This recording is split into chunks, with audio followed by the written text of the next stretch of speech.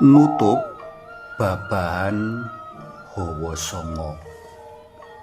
Panglimbang 5 menit dina Minggu tanggal 22 Februari taun 2026. Kapetik saka Injil Lukas bab 4 ayat 1 tekan ayat 11. Rikala ngancani Frater Novis nindakake Lexio Divina dek wingi. Aku kober nyenggol perkara babahan hawa sanga. Jroning budaya Jawa, babahan hawa sanga dadi dalaning godha lumebu menyang jroning diri manungsa.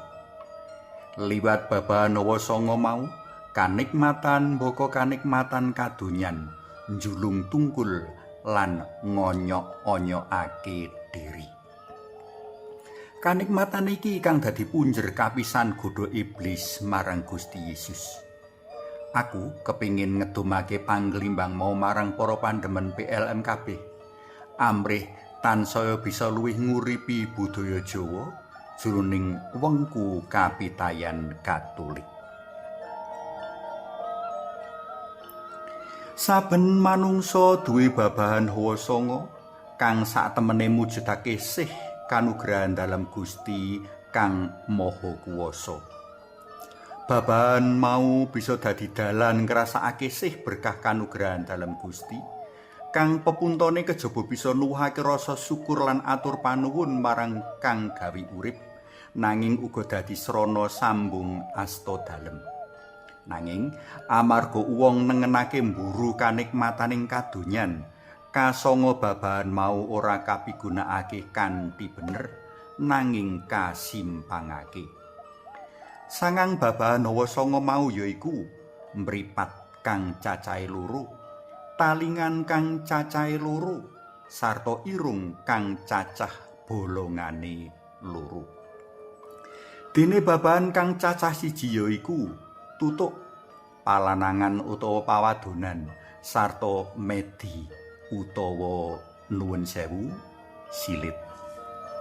Mripat kapigunakake kanggo ngumbar kanikmatan umpamane kanikmatan nyawang lawang jenis kanthi kebak pepinginan.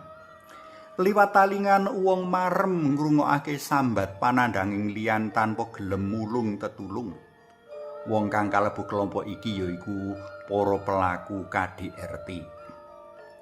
Liwat tutuk kang nacat, ngolo-olo, ngundhamana sarta mitenah liyan, wong ngrasakake kamareman. Nek wis kulina mengkono, kaya-kaya tutuk rasane gatel menawa ora nyelatu, nyenges, ngundhamana, ngunek-unekke enggo nyatur ala liyan. Wekasan wong padha migunakake pelanangan utawa pawadonan kepara liwat medi kanggo laku jina.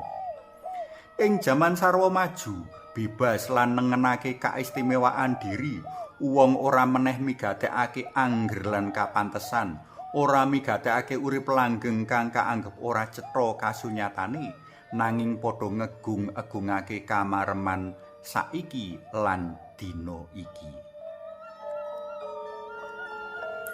Para tresna PLM kinasih, mangsa prapaskah mujudake mangsa prayoga kanggo nyawang memburi, kanggo nelitik cara urip kita mligine jroning migunakake kanugrahan dalam Gusti arupa babahan hawa sanga. Gusti paring babahan hawa sanga amrih manungsa mari sisipat Allah Maha Agung, Maha Welas lan Maha Luhur. Nanging mbuh sadar mbuh ora kita wis migunakake kanugrahan-kanugrahan mau kanthi ora sak mestine. Mangsa prapaskah uga dadi mangsa prayoga kanggo ngendhaleni kepara nutup babahan hawa sanga mligine mripat lan tutuk amrih bisa nyawang Gusti kanthi luwih padhang sarta midhangetake sabda dalem Gusti kanthi luwih temonjo. Suwawi sami munjuk kunjung asma dalam Yang Rama Soyang Putra Twinjang Roh Suci. Amin. Alam asih kawula munjuk sembah nuwun awit nugra babahan hawa sanga. Mugi kaapunten kawula ingkang asring boten migunakaken babahan hawa sanga sawau selaras kalian karsa dalem. Mugi ing mangsa prapaskah menika mliginipun sarta mangsa-mangsa sanesipun kawula saged njagi babahan hawa sanga namung kangge ngraosaken sarta andum berkah dalem kemawon. Amin. Kunjung asma dalem yang Rama sayang Putra duwen yang Roh Suci. Amin.